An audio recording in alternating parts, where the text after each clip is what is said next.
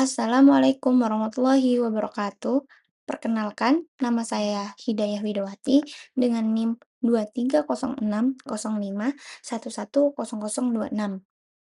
Oke, pada kesempatan kali ini saya akan mempresentasikan resume paper dari paper dengan judul Growth Assessment Using Remote Sensing and GIS Technique. Paper ini ditulis oleh Basit, Ristianti, dan Ulfiana, serta diterbitkan dalam International Journal of Geoinformatics pada tahun 2022. Secara umum, paper ini membahas tentang bagaimana teknologi remote sensing dan GIS untuk memetakan potensi kekeringan. Studi kasus ini dilakukan di daerah Kabupaten Klaten, Jawa Tengah, di Indonesia. Kemudian, untuk topik papernya, sebelum itu di sini terdapat gambar. Ini adalah gambar area Kabupaten Klaten, yang di mana gambar ini dipublikasikan di tahun 2022. Nah, untuk topik utamanya sendiri, yaitu pemetaan potensi kekeringan berbasis data spasial. Jadi, penelitian ini berfokus bagaimana data citra satelit dan data kondisi wilayah itu dapat digunakan untuk mengetahui daerah mana saja yang memiliki potensi kekeringan, khususnya di daerah Kabupaten Klaten. Kemudian, untuk tujuan dari penelitian ini adalah menyusun peta potensi kekeringan melalui integrasi parameter hasil ekstraksi citra dan data kondisi wilayah. Kemudian, selanjutnya adalah permasalahan yang dibahas. Untuk permasalahan utamanya dalam paper ini adalah kekeringan yang sulit diprediksi dan berdampak luas. Jadi, di daerah Kabupaten Klaten ini sering mengalami kekeringan, terutama pada musim kemarau. Dan dampaknya itu dapat berupa kekurangan air, kemudian resiko gagal panen, kemudian gangguan pada kehidupan masyarakat seperti terganggunya aktivitas pertanian yang menyebabkan menurunnya kualitas hidup masyarakat. Nah, kekeringan ini sendiri itu ada beberapa faktor yang memengaruhinya. Di antaranya ada curah hujan, suhu permukaan tanah, kerapatan vegetasi, kelembapan wilayah, jenis tanah dan hidrologi, kemudian juga kemiringan lereng.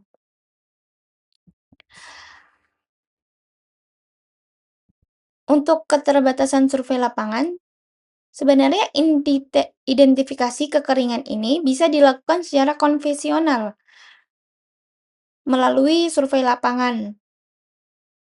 Namun, untuk daerah luas seperti Kabupaten Klaten, itu bisa membutuhkan waktu yang lama, kemudian juga biayanya akan besar. Oleh karena itu, diperlukanlah metode yang mampu untuk memantau kekeringan secara cepat, luas, dan berbasis peta. Kemudian untuk penerapan remote sensing dalam GIS. Ini adalah alur sederhana yang dimulai dari citra satelit, kemudian diekstraksi parameter, dianalisis dengan GIS, sampai menghasilkan peta kekeringan. Secara sederhana, remote sensing itu berperan sebagai sumber datanya. Kemudian GIS ini berperan sebagai alat untuk mengolah dan memetakan data tersebut.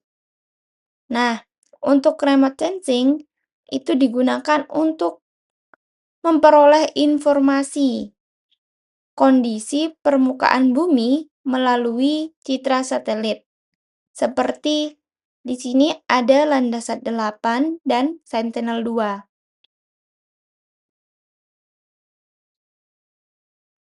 Dan citra tersebut kemudian diekstrak beberapa parameter pentingnya, seperti LST, NDVI, NDWI, dan OBIA. Setelah itu, dari hasil ekstraksi citra tadi, kemudian dimasukkan ke dalam GIS. Nah, di dalam GIS ini, data tersebut kemudian digabungkan dengan data wilayah lain, seperti curah hujan, kemudian jenis tanah, geologi, hidrologi, dan kemiringan lereng. Nah, hasil akhir dari ini tadi adalah berupa peta potensi kekeringan dengan beberapa kelas, mulai dari kelas sangat rendah sampai sangat tinggi. Kemudian ini adalah data-data yang digunakan. Jadi data yang digunakan pada penelitian ini cukup beragam dan data utamanya itu berasal dari citra satelit. Yang pertama ada Landasan 8 OLI. Data ini digunakan untuk menghasilkan parameter LST, NDVI, dan NDWI.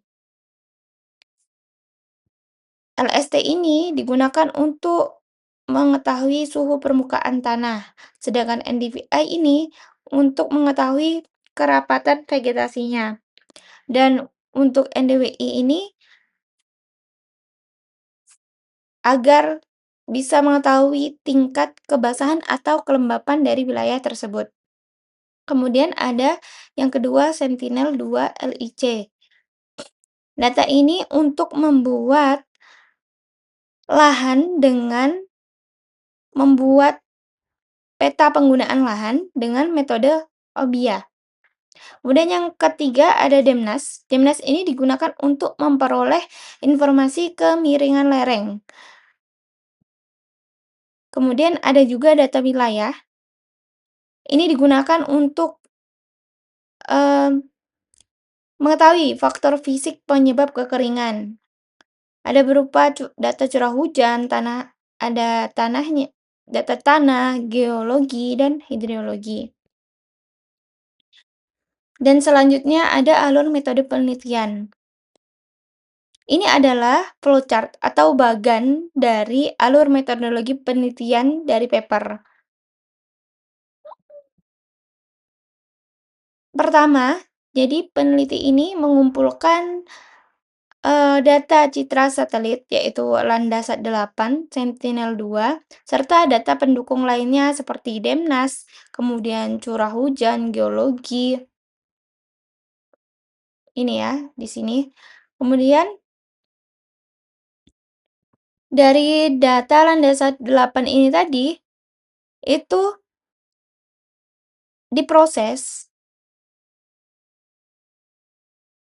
kemudian menghasilkan parameter LST, NDVI, dan NDWI. Nah, sedangkan dari Sentinel-2 itu digunakan untuk menghasilkan peta penggunaan lahan dengan melalui metode OBIA. Kemudian yang ketiga untuk data wilayah seperti curah hujan, tanah, geologi, hidrologi, dan kemiringan lereng ini itu akan diklasifikasikan berdasarkan pengaruhnya terhadap potensi kekeringan. Nah, dari seluruh parameter ini tadi akan diberikan skor. Kemudian dari masing-masing parameter skor ini tadi digabungkan ke dalam GIS, kemudian dilakukan validasi, dan hasil akhir atau output akhirnya adalah berupa peta potensi kekeringan Kabupaten Klaten. Kemudian di sini ini adalah beberapa peta hasil dari pengolahan citra satelit, yaitu ada peta lahan dan NDVI, Kemudian di sini peta NDWI dan ini peta LST. Pada peta NDVI, bisa dilihat ini menunjukkan tingkat kerapatan vegetasi. Nah, jika nilai dari NDVI ini rendah, artinya wilayah tersebut jarang atau kurang sehat. Kondisi ini merupakan potensi kekeringan yang lebih tinggi. Kemudian untuk peta NDWI, ini adalah peta menunjukkan tingkat kebasahan atau kelembapan dari wilayah. Jadi semakin rendah nilai NDWI-nya, maka wilayah tersebut akan semakin kering. Kemudian yang terakhir ini adalah peta LST. Ini menunjukkan suhu permukaan tanah. Jadi semakin tinggi suhu permukaan tanah, maka potensi kekeringan juga akan semakin besar. Kemudian dari semua ini tadi, kemudian akan dianalisis dalam GIS pola untuk menentukan potensi kekeringan. Nah, di next slide ini adalah hasil dan temuan utama. Jadi di sini adalah peta potensi kekeringan dari Kabupaten Klaten. Ini menunjukkan ya, peta ini menunjukkan persebaran wilayah berdasarkan kelas potensi kekeringan.